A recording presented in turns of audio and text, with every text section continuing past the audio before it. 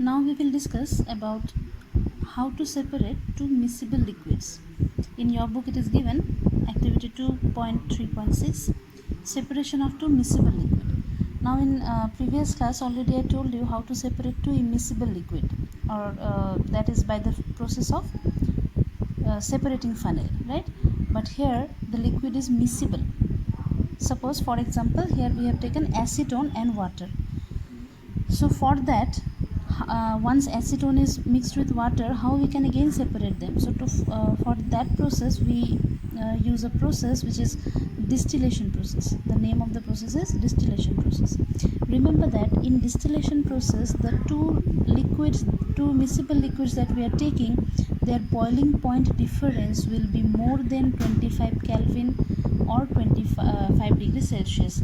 Just for example, boiling point of water is 100 and boiling point of acetone is around 60 suppose. So what is the boiling point difference? It is 40 degree or 40 Kelvin. So that means since it is 40 degrees Celsius, this process is more than 25, right? If it is 40, it is more than 25. So distillation process will be preferable to separate acetone and water mixture. Alright.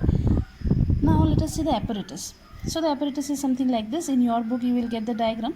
That is a flask, and in this flask the whole mixture, that is the mixture of acetone and water, is taken. It is kept on a stand, and this one is the burner. It is heated. That is a thermometer which can measure the temperature. This is a water condenser, means this is this two side will be open and it is connected with some pipe, okay, and through this pipe water is supplied. From one side of the pipe water enters, it goes like this, it moves inside it, and then water comes out from the other outlet. And this water it is called condenser because this water is used for the condensation process. Okay, I will tell you how it condenses. Now suppose when it is heated, we have taken acetone and water. Now out of acetone and water, certainly acetone will be vaporized first, because the boiling point of acetone is around 60 degree, as I said. So 60 degree will be achieved first, then it will come to 100 degree, right? So acetone will start boiling, and once acetone starts boiling, the vapor goes in this way, and then in this thermometer we will get the reading which is 60 degree, suppose around 60.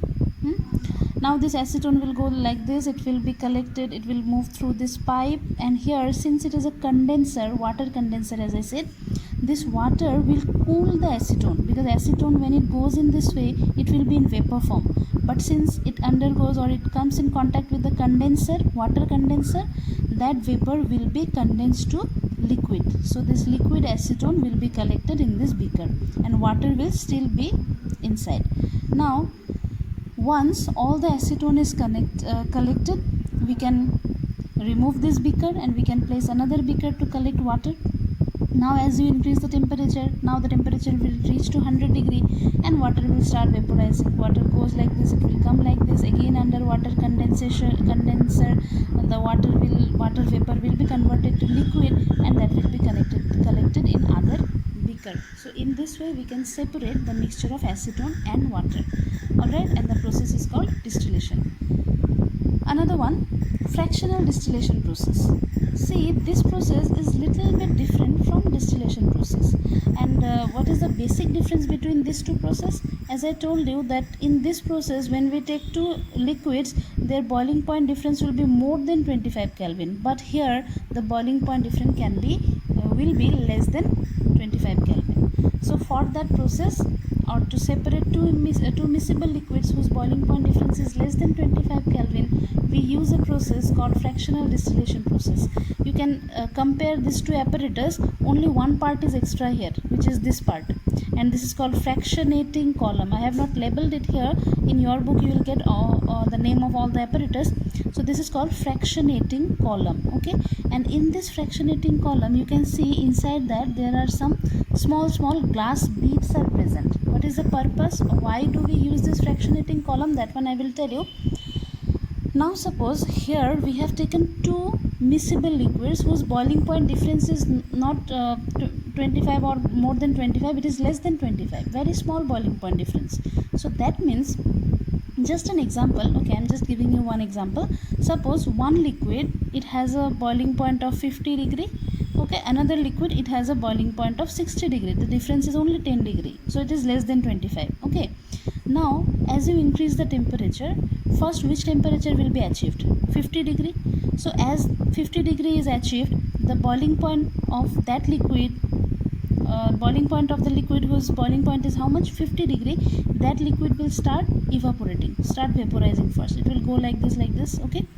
Now as soon as it reaches here, the next liquid which is having a boiling point of 60 degree will be achieved, right, because the difference is not much. So when this vapor goes up, the next liquid will also follow, the vapor of the next liquid will also follow the first one, okay. Now the glass beads, the function of the glass beads is that when the first liquid passes through them and when the second liquid comes, in that case the second liquid will not get much space, because at the top part which liquid will be there? The first liquid. So first liquid will occupy all the space, second liquid will not get much space because it has to go through these glass beads. So as the first liquid goes like this, it will the vapor of the first liquid will come like this, and through this water condenser it will be collected, it will become again liquid, right? Here it will be in gaseous form, but as it reaches the condenser, just like this, it will become liquid. That liquid will be collected. But what will happen to the second liquid? The second liquid means, as I said, that the second liquid will just follow the first. So since the second liquid is not getting much space, the vapor of the second liquid, when it comes in contact with the beads, with the glass beads, and it has no space to go up, so it will condense here itself. Since it is getting cooler surface, the glass beads, the surface of the glass beads will be cooler surface, so the vapor of the second liquid will be condensed here itself, and then it will again fall down, okay. That means the second liquid, we will get it here itself. All right, once again I'm telling you, the first liquid, it has a boiling point differences, it has a boiling point of 50 degree. When 50 degree is achieved, the first liquid starts vaporizing. It goes this way, it passes through these small gaps between the beads, and it goes like this. In condenser, it will again be converted to liquid, and it will be collected in a jar, okay. Second liquid, because the boiling point difference is very less, so as the first liquid starts moving, the second liquid will just follow it, right? But the second liquid is not getting enough space to go, because first liquid has already occupied the space. So what happened is, the second liquid will come in contact with the glass beads, and since it has no space to go up, it will condense here only, and the second liquid will fall in the flask again, right? So in this way we can separate both the liquid. The first liquid will be collected here, and the second liquid will be here itself. It will condense in the fractionating column itself, okay. So that is the basic principle of working, that is for distillation process, and the other one is for fractional distillation process. You have to remember the differences also.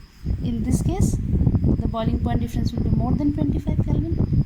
Here boiling point difference will be less than 25 Kelvin, and there is another difference, that here fractionating column is not present.